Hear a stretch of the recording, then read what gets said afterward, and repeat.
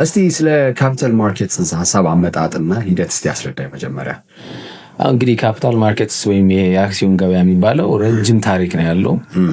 ከጥንታዊ ሮማውያን ምናልባት መካከለኛው ምስራቅ ጀምሮ ነበር ይባላል። ግን በዘመናዊ መንገድ የጀመረው እንግዲህ ሬኔሳንስ በሚባለው ዘመን የጣሊያኖች በተለይ ነጋዴ ጣሊያኖች መርቸንት ኦፍ ቬኒስ የሚባል ፕሌት አቃላችሁ ያሰራሉ። ከዛ ጋር በተያያዘ ብዙ ነጋዴዎች ነበሩና ብር የመበዳደር ሁኔታ ነበርና አበዳሪዎች ናቸው ጀመሩት የሚባለው።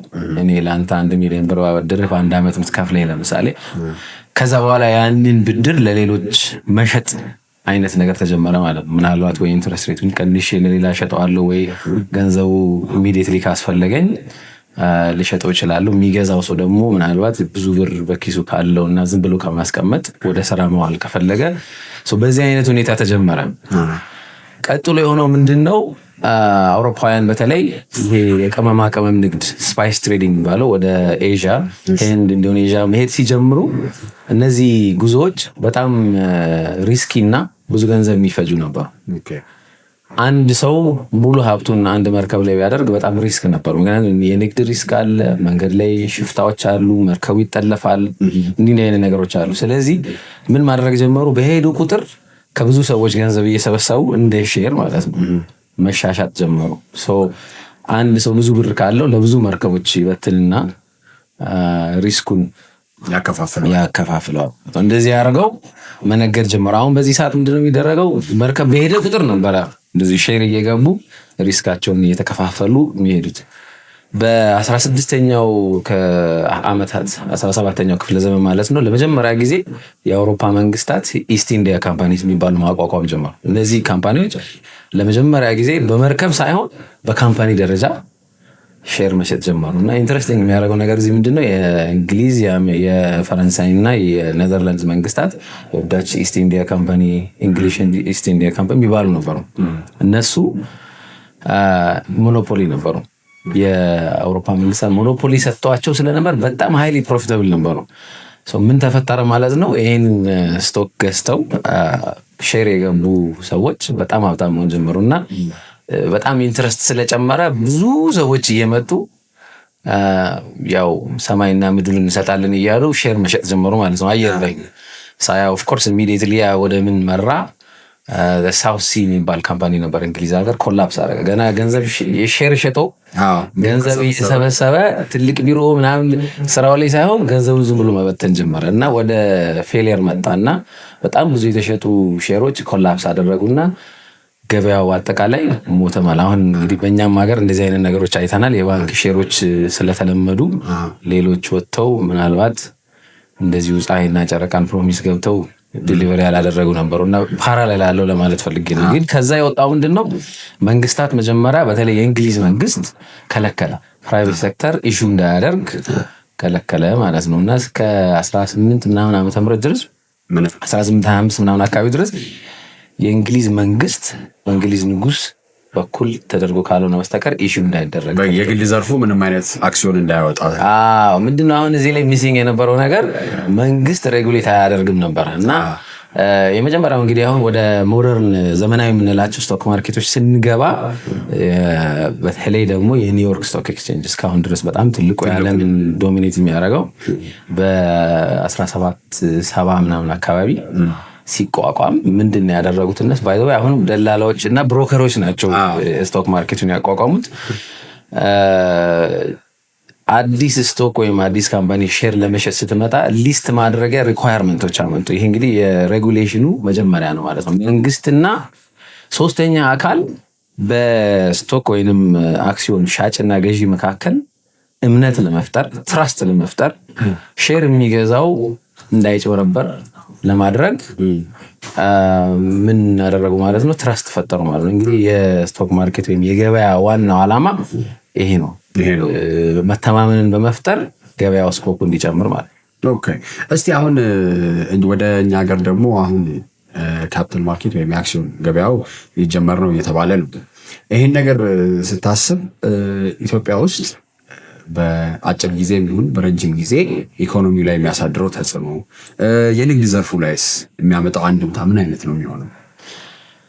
እንግዲህ ለነጋዴ ወይም ለኢንዱስትሪዎች በአጠቃላይ ካፒታል ሬዝ ማድረግ አቅም ይሰጣል። ጥሩ ሀሳብ ያለው ሰው ገንዘብ ሬዝ አድርገው በፍጥነት ወደ ስራ እንዲገባ ወይም ደግሞ ጥሩ ቢዝነስ ላይ ተቀምጠው ስኬል ማድረግ የሚችሉ ወይም በትልቁ ተንቀሳቅሰው ተወዳዳሪነትን ለራሳቸው በሀገር ደረጃ መፍጠር የሚችሉ ኤንተርፕራይዞችን ለመፍጠር ስራ ለመፍጠር ፕራይቬት ሴክተሩም አሁን ለምሳሌ እኛ ሀገር የንግድ ሂደቱን ካየነው ህጉ በጣም በብዙ ታሪፍ ለምሳሌ ካስተምስ ታሪፍ ታጥሮ የተቀመጠ ከዓለም ገበያ ጋር መወዳደር አንችልም እና ስለማንችል ፕሮቴክት እናደርገው። ግን እነዚህን ካምፓኒዎች ፕሮቴክት እናደርግ ኮንሱመሩን እየጎዳ እየተወደደ ነው ማለት ነው። እና እንደዚህ አይነት በሀገር ውስጥም ብቻ ሳይሆን በውጭ መወዳደር የሚችሉ ስኬል ያላቸው አቅም ያላቸው ካምፓኒዎችን ለመፍጠር ግዴታ ነው እንደዚህ አይነት ሜካኒዝም።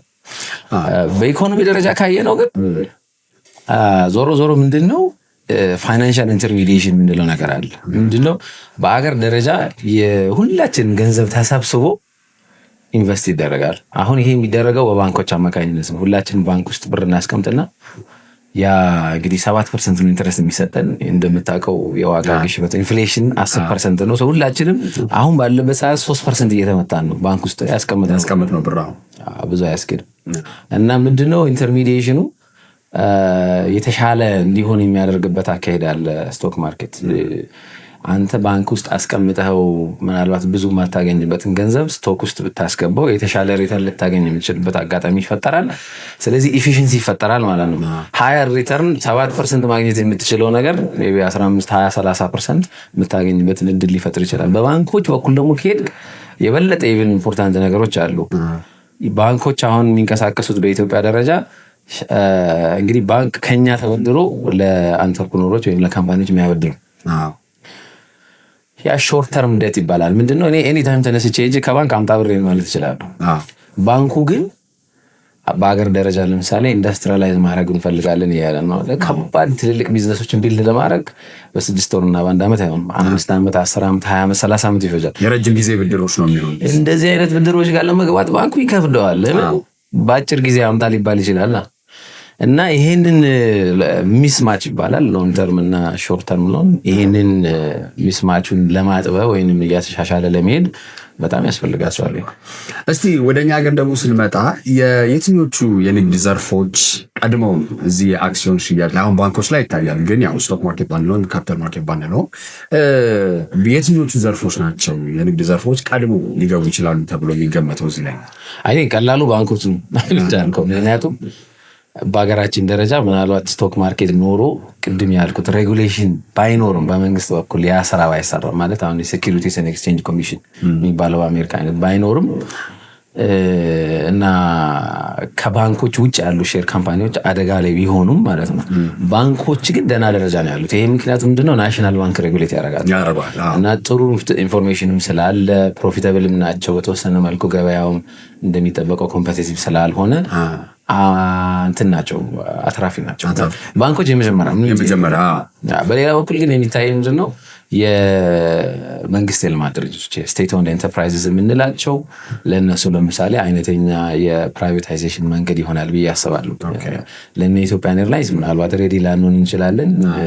ትንሽ ቆንጠር አድርጎ አንድ 10% የኢትዮጵያን ኤርላይንስ ሁሉም ፍሎት መደረግ አያስፈልገውም። ስቶክ ማርኬት ላይ የሆነ ያህል ፐርሰንት ነው በቃ መንግስት 90%ን ይዞ ለምሳሌ 10ን እንዲያውጥቶ የኢትዮጵያ ህዝብ የኢትዮጵያን ኤርላይንስ ባለቤት ሊሆን እንፈልጋለሁ ቢል ማድረግ ይችላል። እስቲ ይህንን ነገር ለማድረግ ምን ያስፈልጋል ብለህ ታስባለህ? ለምሳሌ የተማረ ሰው ኃይል ሊሆን ይችላል፣ መሰረተ ልማቶች ሊሆኑ ይችላሉ። ምን ይህንን ነገር እውን ለማድረግ ትልቁ የሚቀረው ነገር በመንግስት በኩል መደረግ ያለበት ነገር ነው እንጂ ህግና ደንብ፣ ትክክለኛ የሆነ ህግና ደንብ ገዢና ሻጭን የሚያስማማ ትራንስፓረንሲ የሚፈጥር እምነት ወይም ደግሞ ትረስት የሚፈጥር ህግ ያስፈልጋል። አሁን የሌለው እሱ እንጂ ቴክኒክሊ ስቶክ ማርኬት ኢትዮጵያ ውስጥ አለ ብለን ማውራት እንችላለን። ለምን ሼር ይሸጣል፣ ሼር ይገዛል።